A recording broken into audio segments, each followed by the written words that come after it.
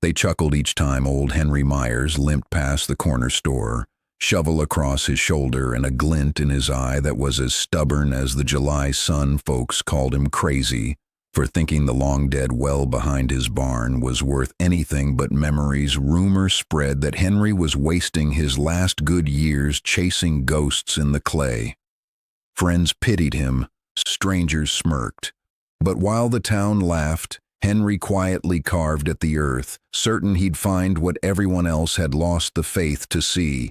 By the end of the hottest summer in memory, their laughter would have dried up, replaced by stunned silence and an unforgettable sight, because nobody, not even Henry's own family, expected the old well to roar back to life and flood his dusty fields with hope. The town of Willow Bend sat cradled between two slow rivers, its patchwork of golden fields and weathered barns unchanged for generations. Cattle grazed lazily on hills that rolled toward the horizon, and Sunday mornings echoed with the bells of the little white church on Main. In the heart of this quiet world stood the Myers farm, 100 acres handed down through blood, sweat, and seasons since the days of horse-drawn plows. The family's well had once been its soul, drawing neighbors during droughts and quenching the thirst of both crops and kin. Old Henry Myers, the last of his line, wore the years on his face and the land on his hands. His children had left for city lights, but Henry stayed, tending what others called a lost cause. To him, the well was more than a pit in the earth. It was a memory of his father's laughter and his mother's stories, a thread tying past to present. Though time stooped his shoulders, it couldn't bend his resolve, nor could the town's doubts shake his firm belief that some things deserve saving, no matter how many times they're written off as finished. The trouble started with the sky. For 3 long summers, the rain barely came, and when it did, it skirted Willow Bend, leaving Henry's fields brittle and gray. Corn stalks curled in the wind, soybeans wilted before their pods ever filled. Henry tried everything his neighbors did, hauled water in battered tanks, rigged hoses out to the creek, prayed for a break in the weather, but nothing made a difference. The new irrigation system he'd saved for sputtered out when the county restricted water use. All the while, the old well sat ignored, its stones sunken and the boards across its mouth warped by heat and years. Neighbors said modern times called for modern solutions, but Henry only shook his head. One morning, his oldest friend, Tom Beasley, stopped by and leaned on the fence. "You're too old to be swinging shovels for ghosts, Henry, let it go." Even Henry's daughter, calling from the city, gently pleaded with him to sell what was left and move somewhere easier. But Henry's stubbornness ran deeper than his wrinkles. He remembered when that well saved half the valley during the drought of '57. He believed it could save Willow Bend again. Still, every trip into town brought more raised eyebrows, more jokes at the diner. "Might as well dig for gold, Henry," someone cackled. Yet under the laughter, a question lingered. What if the old man was right, just this once? The earth around the old well was reluctant to budge, packed hard as concrete from years of sun, storms, and neglect. For hours each day, Henry chipped and shoveled, sweat pooling at the base of his work boots, back screaming in protest. More than once his hands blistered and bled, forcing him to wrap them in strips of old flour sack and continue on. The first week yielded nothing but rocks and splintered timber. The handle on his lone shovel snapped. The rented auger from the hardware store sputtered out by the second afternoon, coughing up a cloud of blue smoke. Storms came through, rattling loose the dusty siding on the barn and running muddy rivulets down Henry's hard-dug trench, threatening to collapse his progress. At night, the ache in his bones kept him awake, ears tuned to the silence from the well. Some evenings he sat on the porch, gaze fixed on the horizon, doubt needling his resolve. He remembered the failed repairs he'd made decades ago, the pumps that never worked, the summer his crops died, and his father's eyes turned tired with worry. Each setback whispered, "You're chasing shadows." The phone calls from family came less often. Friends drove by without waving. The laughter around town faded, replaced by silence and the weight of loneliness.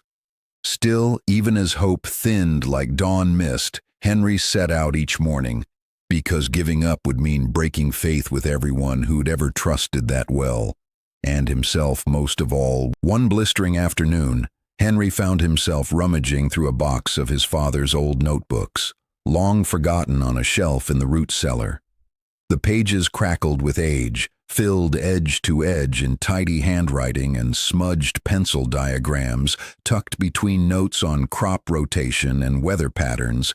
Henry found a sketch of the old well, labeled with details about the water table, ancient stonework, and a memory of a hidden spring that fed the well during the worst droughts. A note in his father's hand read, "The spring runs deeper than we guessed. When all else fails, follow the sound of moving water." The memory of his father, kneeling beside the well and listening closely for a distant gurgle, rushed back. That night, hope seeped in where doubt had rooted Henry. Borrowed a neighbor's old listening rod, recalling stories of dowsers and forgotten springs. For the first time in months, he felt possibility stir inside him. If the spring still whispered deep below, perhaps it had simply been waiting all these years for someone to listen. With rested hands and a different resolve, Henry readied himself to dig not for water but for the memory and wisdom that had once kept his family and his land alive. At dawn, Henry walked the property with the old listening rod balanced in his calloused hands, just as his father once had, pressing the metal tip to the sun-baked ground and tilting his ear toward faint, uncertain promises he marked where the soil felt subtly cool, a thread of hope in the familiar dust. Armed with that clue, he returned to the well with a renewed sense of purpose. He gathered every tool he could muster, a battered spade, a crowbar, rusted buckets, and a borrowed pulley that he carefully rigged above the opening. The sun beat relentless on his neck and shoulders, but he welcomed the heat, channeling his stubbornness into each careful movement. Henry enlisted his neighbor's teenage grandson, Will, whose strong back and easy laughter lightened the heavy hours. Together, they scraped and shoveled, the old well's stones yielding reluctantly at first, then almost imperceptibly giving way to damp earth below. As they deepened the shaft, Henry remembered to check the edges, recalling notes from his father's journal about the stones and the spring's likely path. Each foot gained was a small victory. Each stone dislodged a promise that the past wasn't finished speaking to them.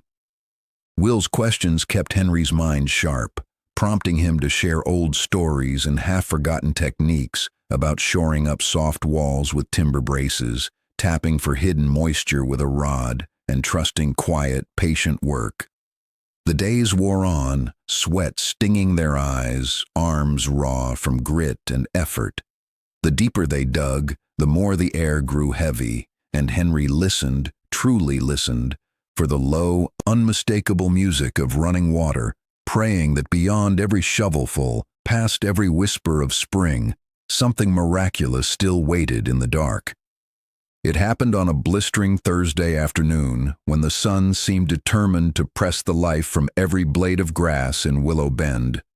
Henry and Will had just cleared a stubborn layer of clay when, all at once, the shovel struck something softer, a hollow sound followed by a quiet, gurgling rush. For a moment they stared in disbelief as the ground trembled beneath their boots. Then, from the darkness below, water surged upward, clear and cold, spilling over the well's rim and pooling into thirsty earth. The word spread like wildfire. Neighbors who'd mocked Henry arrived in droves, filling the yard with wide eyes and awestruck silence as they watched the impossible come true. The laughter stopped instantly, replaced by the soft murmurs of disbelief, apologies, and a hesitant kind of gratitude. Some shook Henry's hand, others patted his shoulder, each searching for the right words but finding few. Henry himself could only stand by, heart pounding as the water rose, proof that the land was not done, that faith and stubborn love were sometimes rewarded after all. For the first time in years, he felt the weight of doubt lift as the sun dipped behind the barn and shadows stretched across glimmering puddles. Willow Bend was changed. No one would ever look at the old farmer or his well the same way again. In the weeks that followed, the change rippled far beyond Henry's own fields. The once parched crops greened as the revived well fed the roots, bringing life back not just to Henry's land, but to struggling neighbors who now lined up for buckets of fresh, cold water. Old rivalries faded quickly in the shared relief, replaced by a spirit of neighborly gratitude and renewed connection. Folks who had dismissed Henry as stubborn and lost now spoke his name with respect, telling visitors how the whole community owed its good fortune to a man who refused to give up. Henry's children returned for the harvest, their eyes shining with pride and unexpected wonder at both the fertile fields and the father they'd underestimated. Even Will, whose summer job had become a lifelong memory, shared stories about the day water erupted from dust. The well, once forgotten, became a center of gathering, hope, and stories. Henry, never one for speeches, simply smiled to himself, knowing he'd kept a promise to his parents, his land, and every doubter. The future, richer now with possibility, flowed as freely as the water that had returned to Willow Bend. From the stubborn grit of a single old farmer, a whole community rediscovered the value of patience and the quiet power of belief. Sometimes what looks finished or forgotten still holds promise beneath the surface, waiting for hands willing to dig and hearts unwilling to quit.